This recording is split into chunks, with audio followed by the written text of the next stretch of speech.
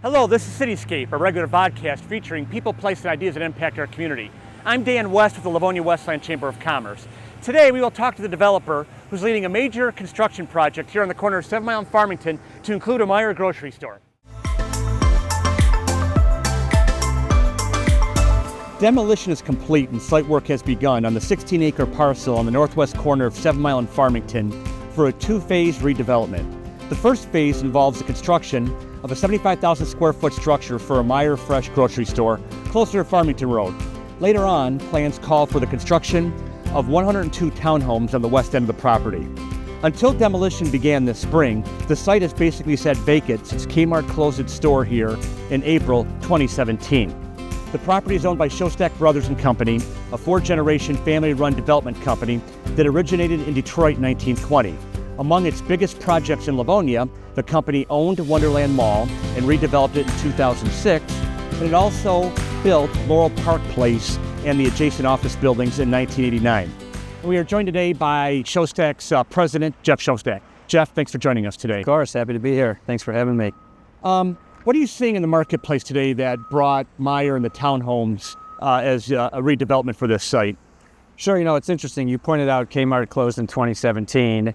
And, over the years, we had brought some different plans through and trying to see, really, what this part of Livonia really, what did the market demand here? What did it want? Because you can have all these ideas, but we're really a lot of times at mercy of what the market demand is. And what we realized as this once was a more active commercial corridor in Kmart's heyday, and obviously there's still some deep, solid commercial activity here now, but it's a bit more neighborhoody than, a highly active, call it, 96 in Middle Belt or 7 in Middle Belt, Plymouth in Middle Belt, that kind of those areas.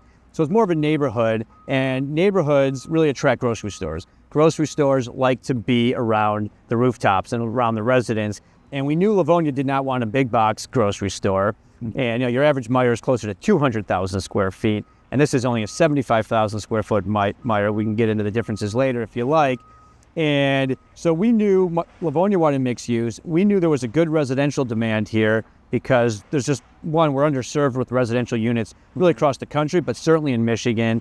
And in Livonia, there hasn't been that much new residential built, at least on the townhome side. There's been some, but not as many projects as a lot of neighboring communities.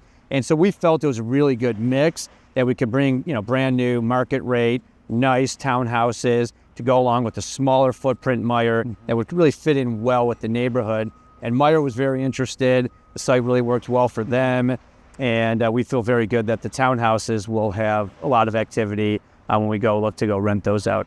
Now, you explained there's a difference between what's going to be built here for a Meijer Fresh and what's a traditional big box Meijer store, as we see on Middle Belt and Schoolcraft. Can you describe just quickly how the Meijer Fresh is different? Sure. So really, it's focused on groceries.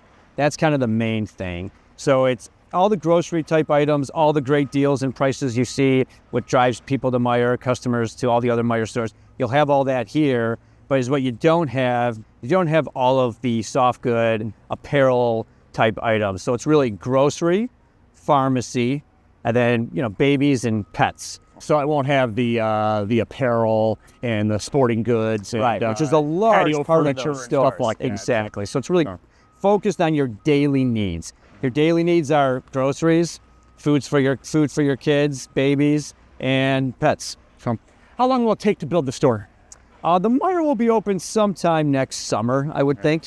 I think that's the plan. We don't have an official date. But just based on how long these things take, and as you can see right now, the demo progress is great.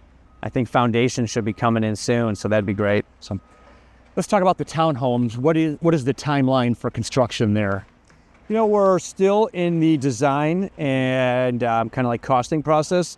So it's designed, but now we're doing the official construction drawings, and with that process, then we'll start to bid it out with general contractors. So in an ideal scenario, that's, later this year, if, all the stars align, worst case scenario, we'd like to think that's next spring we would get going on that. And it's 102 townhouses. Can you, any detail of what kind of square footage, size bedrooms? I know it'll be a variety, but. Yeah, so it's all 2 and 3 bedrooms. And, 2-story and 3-story, depending where they are on the site. And, they're generally very spacious. That's the beauty of townhouses versus more like traditional apartments.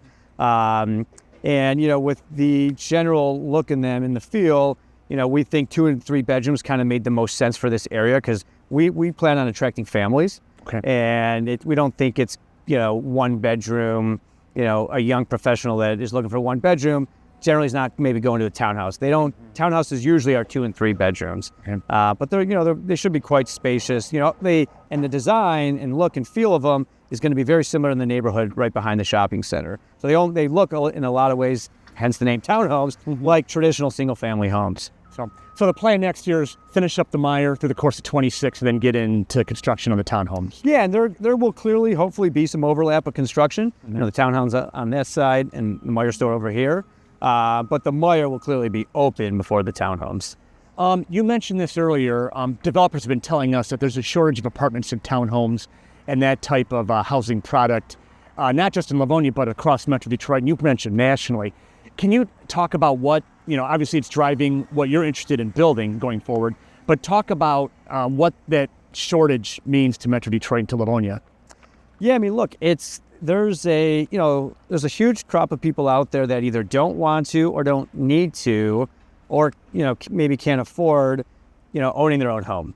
You can afford the mortgage payment, but you probably can't afford all the other things that we all know encompass owning a home. Or you're getting divorced, or you're just younger, or your kids are getting married later now, whatever it is. People are working from home a little bit, so maybe you want a little more flexibility if you're whatever it might be.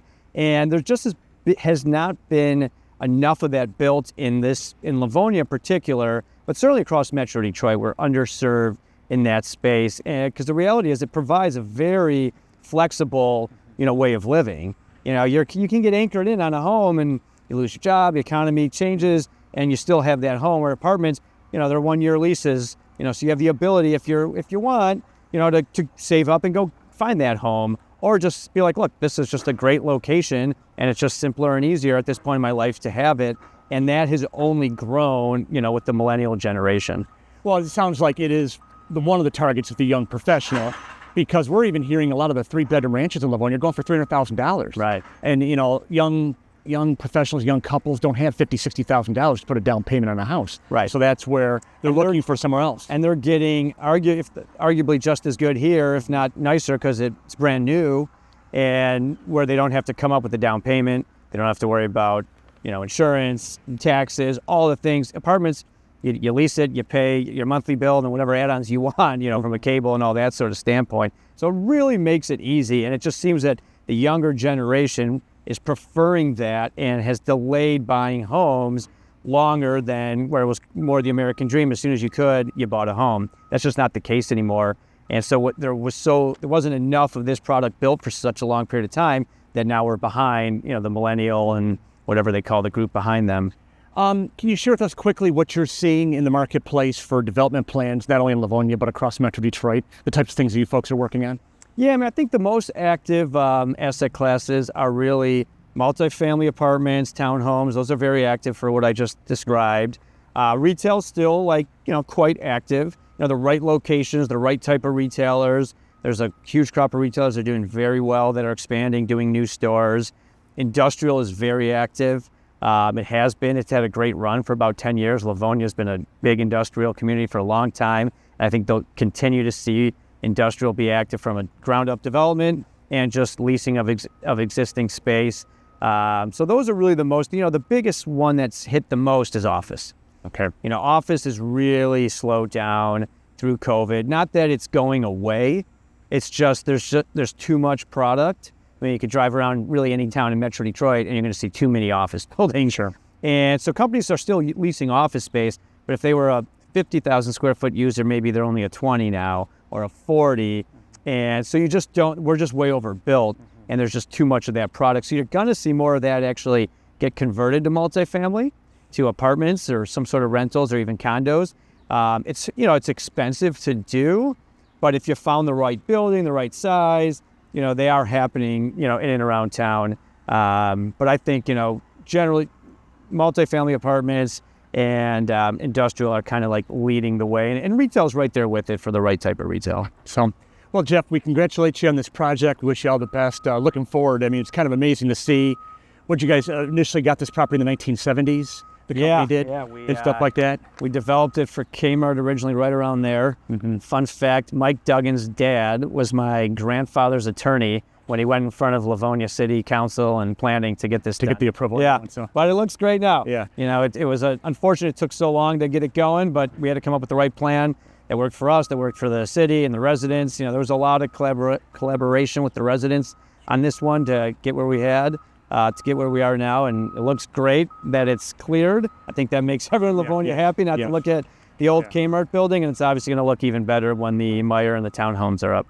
Well, best of luck on the rest of the project. We look forward to seeing it come to fruition over the next year. And Jeff, we thank you for your time today. Yeah, absolutely. It's great to be here. No problem.